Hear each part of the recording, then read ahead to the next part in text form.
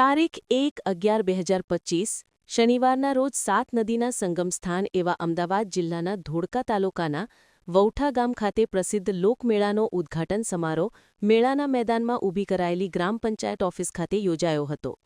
વૌઠાના લોકમેળાને શ્રી શૈલેષ બાપુ, શ્રી શિવ સ્વરૂપ બ્રહ્મચારી બાપુ, શ્રી જદુરામ મહારાજ અને શ્રી વિજયગીરી બાપુ સહિતના સંતોએ રિબિન કાપી ખુલ્લો મૂક્યો હતો.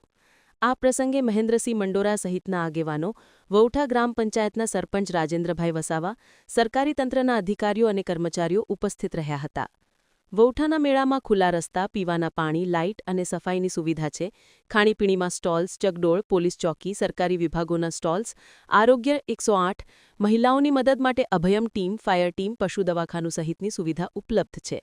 મીડિયાને માહિતી આપતા વૌઠા ગામના આગેવાન મહેન્દ્રસિંહ મંડોરાએ જણાવ્યું હતું કે વૌઠા ખાતે આજરોજ 1 નવેમ્બરના રોજ પૂજ્ય સંતોના સાનિધ્યમાં લોકમેળાને ખુલ્લો મૂકવામાં આવ્યો છે.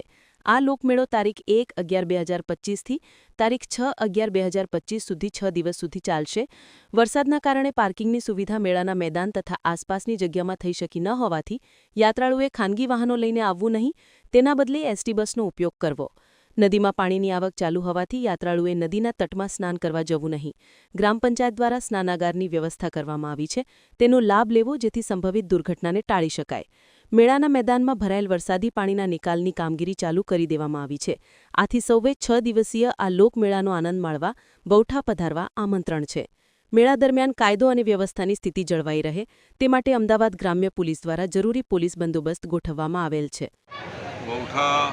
લોકમેળો 2025 આજ રોજ એનું સંતોશ્રી દ્વારા અમે ઉદ્ઘાટન કર્યું છે.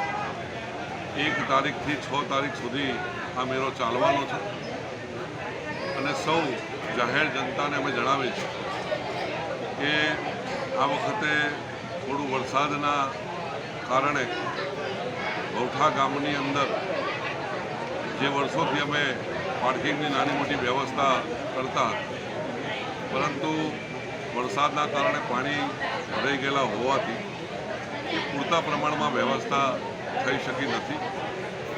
તો દરેક યાત્રાળુઓને અમે નમ્ર અપીલ કરીએ છીએ. રિપોર્ટર લિયાકત મંસૂરી.